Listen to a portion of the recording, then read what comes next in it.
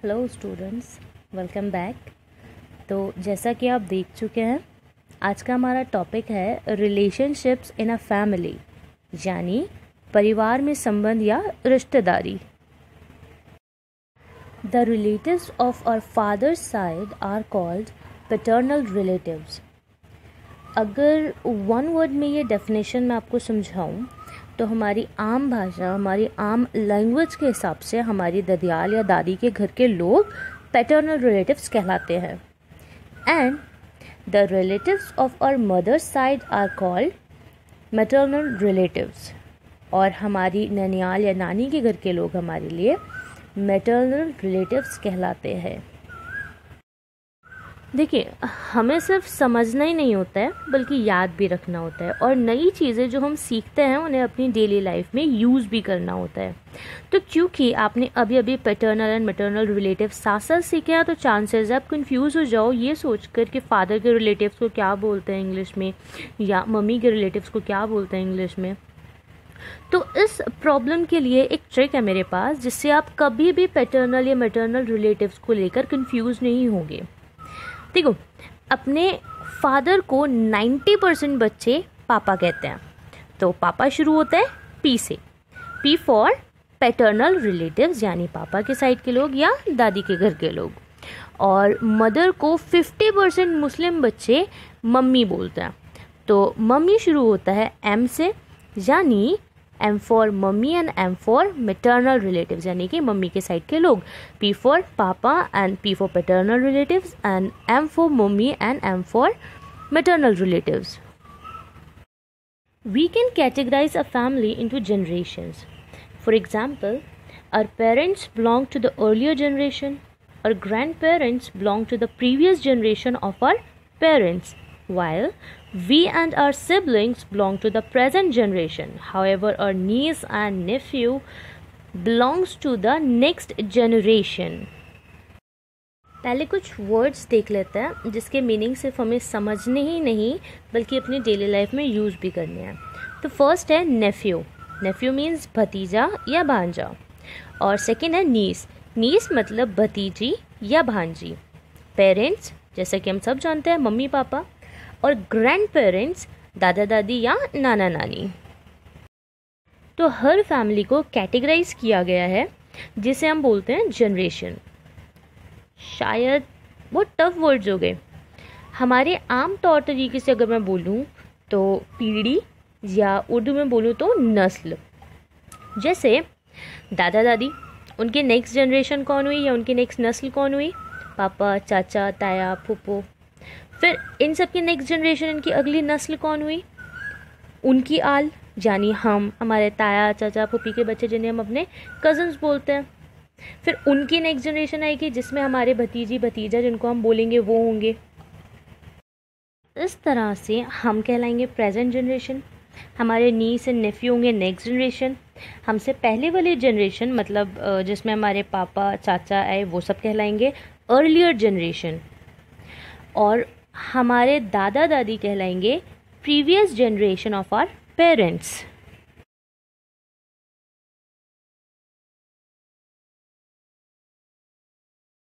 आगे चलते हैं similarities among the family members. Among means बीच में, सिमिलैरिटीज़ मतलब समानता। तो आगे हम जानेंगे हमारे फैमिली मेम्बर्स के बीच में समानता को। The family members usually have some similarities. Sometimes we look similar to our family members because of certain physical feature.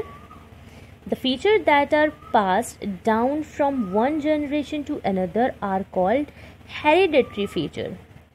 Thus, looking like each other is called family resemblance. शायद आपने कभी notice किया हो या कभी किसी ने आपको कहा हो कि आप बिल्कुल अपनी मम्मी या पापा या भाई बहन जैसे दिखते हैं।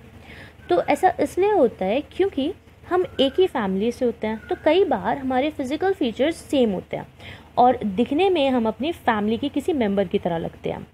हमारा ये फीचर हेरिडेटरी फीचर कहलाता है।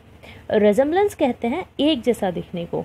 तो ये एक जैसा दिखना फैमिली रेजेम्बलेंस कहलाता है। As like facial features, there are also some similarities between habits, attitude, or abilities. This is because they are related to each other and learn the values and habits from one another. Facial feature की तरह हमारी आदतें, रवैया और abilities मतलब हमारी योग्यताएं, हमारा कुछ टैलेंट भी सेम होते हैं. ऐसा इसलिए होता है क्योंकि वो साथ रहते हैं, एक दूसरे से रिलेटेड होते हैं और एक दूसरे से वैल्यूज़ और हैबिट्स सीखते हैं.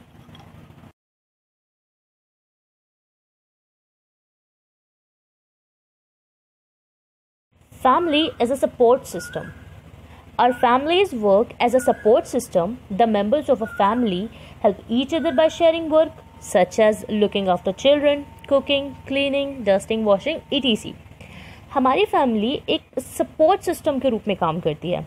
मतलब फैमिली मेम्बर्स एक दूसरे की हेल्प करते हैं, जैसे बच्चों की देखभाल करना, सफाई करना, खाना पकाना वगैरह वगैरह. एक दूसरे की इस तरह से हेल्प करते हैं. They voluntarily petty things for each other to show their care, loving and sharing make the family a happy family. Second word इसमें दिया हुआ है voluntarily. इसका मतलब होता है अपनी मर्जी से. तो वो अपनी मर्जी से छोटी छोटी चीज़ें अपनी फैमिली के लिए छोड़ देते हैं, जिससे फैमिली मेम्बर्स को लगे कि वो ज़्यादा इम्पॉर्टेंट है. एक दूसरे से प्यार और एक दूसरे की चीज़ें शेयर करने से हमारी एक फैमिली हैप्पी फैमिली बन जाती है.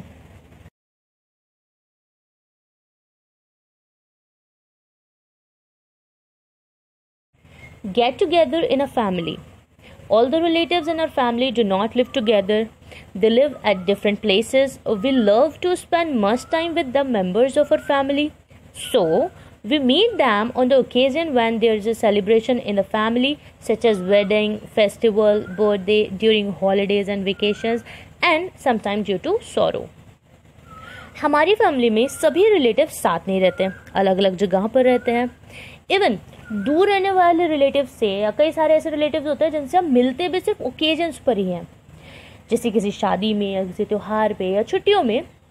Bye these family get together we learn about the values of the family and also bring the family members closure.